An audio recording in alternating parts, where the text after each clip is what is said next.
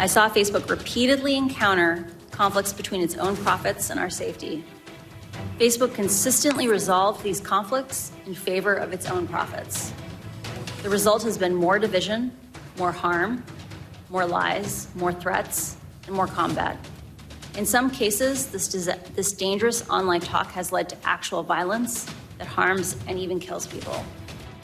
Facebook whistleblower Frances Haugen on Capitol Hill this week, sparking new calls to take action against the social media giant. Here to respond, Facebook's Vice President of Global Affairs, Nick Clegg. Nick, thanks for joining us again this morning. You know, that testimony struck a chord in Congress and the country, rare bipartisan calls for action against Facebook. Will the revelations this week lead to any changes at all in the way Facebook does business? Well, we will, of course, seek to make ourselves ever more transparent so people can hold us to account. We understand that with success comes responsibility, comes criticism, comes scrutiny, comes responsibility, and that's why we're, the first Silicon Valley company to set up an independent oversight board that independently adjudicates on these difficult content decisions. We are about to, by the way, subject the data that we publish every 12 weeks on the content that we take down to independent audit. Again, no one's done that before because we realize we need to be held to account. Secondly, we're of course going to always working to do more to keep people safe on our platform. With a third of the world's population on our platform, of course you see the good, the bad and the ugly to show up on Facebook. Our job is to reduce and mitigate the bad and amplify the good, and we're going to do more of that. So for instance, we've announced recently that we're going to give new tools to adults, parents, so they can supervise what their teens are doing online. And thirdly, I'd say, we want to give users more control. We already give users the ability to basically override the algorithm, to basically compose their own news feed on Facebook. But we're hearing, for instance, from many people who use Facebook in the States, in the US and elsewhere, that they kind of want to see, how can I put it, more friends, less politics. So we're testing ways in which we can respond to that, to make sure that the reason, actually, the vast majority of people use Facebook, which is for positive, playful, innocent, enjoyable reasons, connecting with family and friends, remains the experience for the overwhelming majority of people, the overwhelming majority of time. You had both Democrats and Republicans comparing Facebook to big tobacco this week. How much does that worry you? Well, I think it's an extremely sort of misleading analogy. Of course we're not. We're a social media app that many people around the world use because it brings utility, it helps small businesses, it brings joy, it brings pleasure, it connects you with people that you care and love the most. That's what Facebook is about. And look, it reminds me a little bit of, do you remember in the 80s and 90s, I'm now in my mid-50s, I remember this, there were analogies saying that watching too much of this, watching too much television was like alcoholism, or arcade games like Pac-Man was like drug abuse.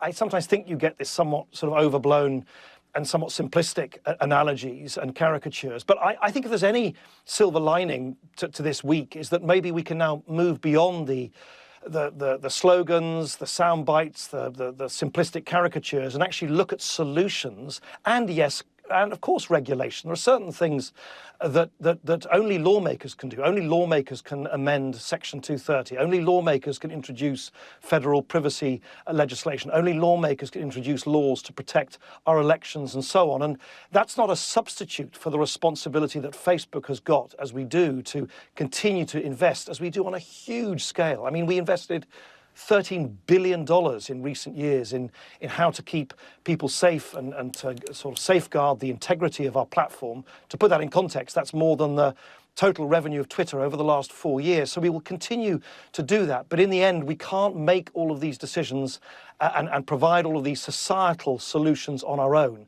That does mean or does require lawmakers to act as well. You mentioned the parental responsibility and giving more tools to parents. You also say Facebook's job is to mitigate the harm and amplify the good on social media. But even researchers who've not been harsh critics say you can be devoting more resources to positive interventions for teens. Is Facebook prepared to do more on that? Yes, we are. And we've said that we will pause the work we were doing on Instagram Kids. We think it's actually we think it's an answer to the problem, because we know that there are lots of kids, so-called tweens, between the ages of 10 and 13 who are online, who of course shouldn't be, but we wanted to provide them with a product that would give them a safe experience. But we've paused that because of the level of concerns. And we're now going to not only provide those new parental tools that I alluded to, but we're going to introduce new measures which would, for instance, mean that if we see that or our systems see that a teen is dwelling on content that may be correlated with something that's not good for their well-being, we would nudge them to look at other content. We're also going to introduce new tools, what we call take a break, to really kind of urge teens to take a break from using Instagram if they appear to be doing so, for long periods of time. So, these and other measures are measures that we always work on. Some of the internal discussion papers and internal research that were published over the last 2 or 3 weeks were precisely designed so that we could then introduce new changes to our products to keep people as safe as possible. We have no other incentive. Why would we want to do anything other than try and make sure that the largest number of people for the maximum amount of time are having a positive experience? It's what the people who pay Facebook, our advertisers, want. So we have no commercial incentive to do anything other than try and make sure that the experience is as positive. We can't change human nature. You'll always see bad things online. We can do everything we can to try and reduce and mitigate them. But you can also take action not to exploit human nature as well. How about going back to having Instagram go back to the way it was before, having posts show up in chronological order rather than being ranked by an algorithm that focuses on engagement? Yeah, so we do actually already give people on Facebook the option to just override the algorithm and see posts come in as in the order in which they're presented chronologically. In fact, we've gone even further. We've given new tools just in recent months so that you can in effect curate and compose your own news feed by picking out your favourite pages and so on. But here's the thing, and I heard, I think, from Frances Haugen and her team that for them, one of their central recommendations is that you just remove the algorithms that help rank the content, the order in which you see the content on Facebook. If you were just to sort of across the board remove the algorithm, the first thing that would happen is that people would see more, not less, hate speech, more, not less, misinformation, more, not less, harmful content. Why? Because those algorithmic systems precisely are designed like a great sort of giant spam filter to identify and deprecate and downgrade bad content. Mr. Clegg, thank you very much for trying today. I'm afraid we are out of time.